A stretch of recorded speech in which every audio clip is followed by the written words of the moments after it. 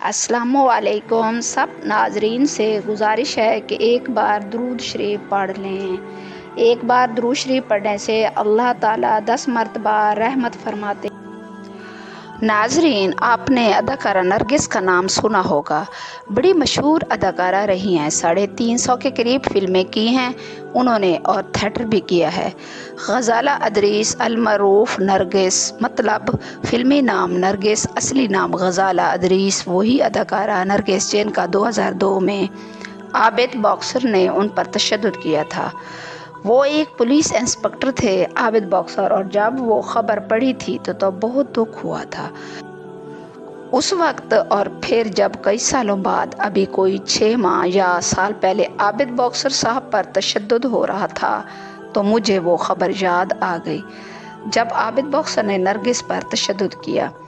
नाजरीन, ये तो हमने अक्सर सुना ही है, जब आप किसी को एक थप्पड़ मारते हो तो इंतज़ार कीजिए अगले मोड़ पर या उससे अगले मोड़ पर आपके लिए 5 थप्पड़ आपका इंतज़ार कर रहे होते हैं, क्योंकि जैसा करेंगे वैसा भरेंगे।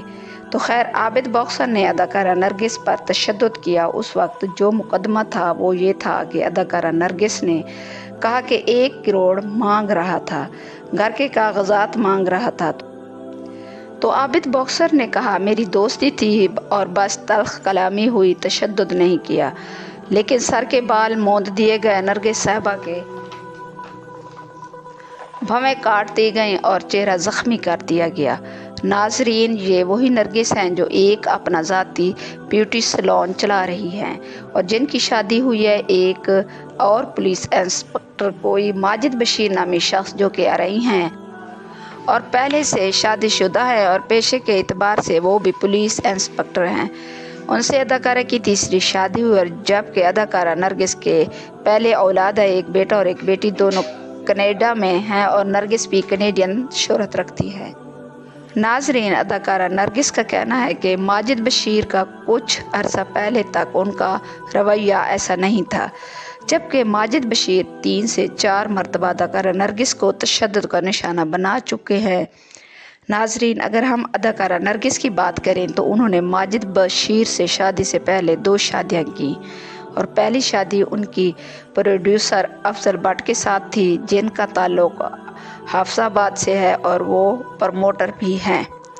उनके बाद उनकी शादी सैयद ज़ुबैर शाह के साथ हुई। उस दौरान उनकी इंस्पेक्टर माजिद बशीर से मुलाकात हो गई और फिर कुछ वजूहात की वजह से उनकी सैयद ज़ुबैर से तलाक हो गई।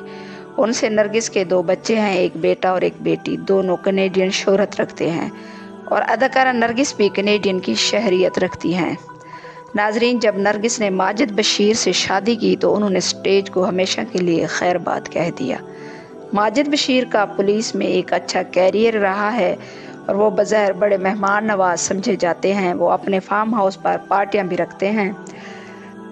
अदाकारा नरगिस का कहना है, मगर अब ये जो वाक़या है इसमें यह है कि मेरी माजिद के साथ बहुत अच्छी लाइफ गुजर रही थी। लेन देन, मेरा कुछ पैसा 5 से 6 करोड़, मेरी बहन मरहुमा का कुछ पैसा, मेरी वालदा के पैसे। कहती हैं कि ये इतना मैटर नहीं करता, हमारा लेन देन पहले भी ऐसा रहता है। और तशद्दुद वाले वाक़े के बारे में अदाकारा नरगिस का कहना है कि माजिद बशीर का कुछ अरसे पहले ऐसे मेरे साथ रवैया नहीं था।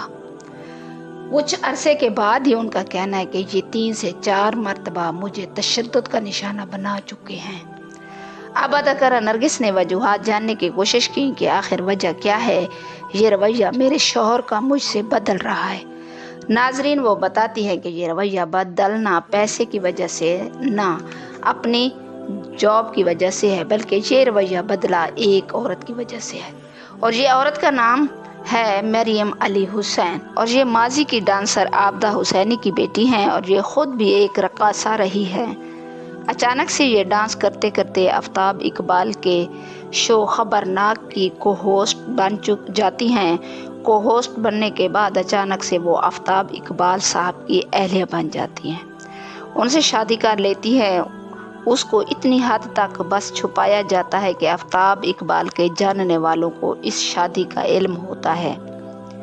उनसे आफ्ताब इकबाल के 2 बेटे पैदा हुए। उसके बाद मरियम अली हुसैन की आफ्ताब इकबाल साहब से तलाक हो जाती है।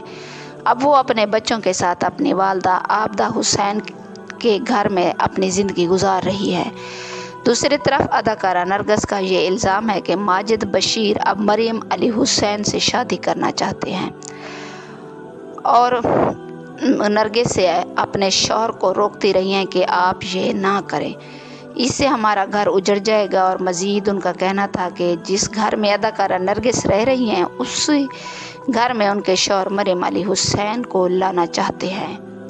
ناظرین، اچانک سوشل میڈیا پر اب ایک خبر گردش کرتی ہے کہ اداکارہ نرگس کا بھائی خرم وہ گھر آتا ہے اور دیکھتا ہے کہ اس کی بہن نرگس شدید زخمی ہے اور اس کی حالت خراب ہے۔ وہ پتہ کرتا ہے تو اسے معلوم پڑتا ہے کہ نرگس کے شوہر انسپکٹر ماجد بشیر نے اس پر تشدد کیا ہے، تو وہ 15 پر کال کرتا ہے اور پھر اس کے بعد FIR ہوتی ہے۔ اس کے بعد یہ سارا معاملہ سامنے آتا ہے۔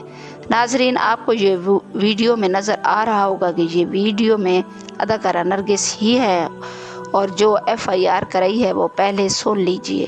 جو کہ اداکارہ نرگس نے کرائی ہے، وہ کہتی ہیں کہ میں ایڈن سٹی لاہور کی رہائشی اور کینیڈین کی شہریت رکھتی ہوں۔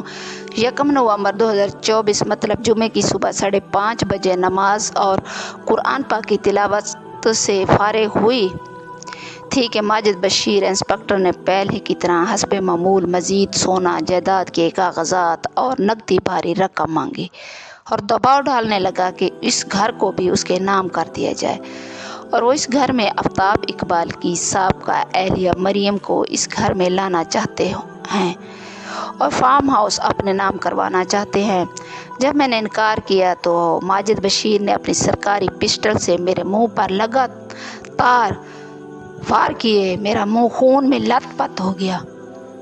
پسٹل کی نالی میرے منہ میں رکھ کر جبڑا توڑنا چاہتا تھا۔